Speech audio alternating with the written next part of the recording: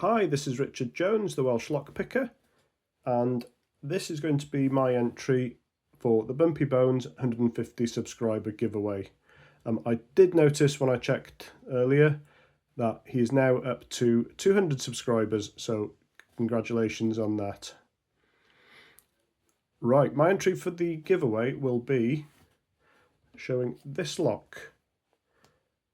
I had this in an eBay bundle a while ago, and I just think it's really cool. I do like my lever locks. Came without a key.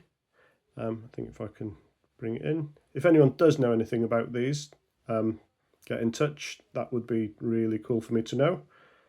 And then I'm going to try and pick it with the tensioner from UK Lockpickers and find the right wire. Also from the set I got from UK Lockpickers. I don't have a key for this, so I'm not quite sure what the bitting is.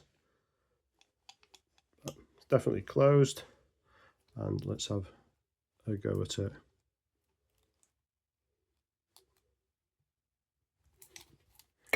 Okay, that didn't take long. There we go. So here's my entry, and again, massive congratulations on the subscribers. Thank you very much.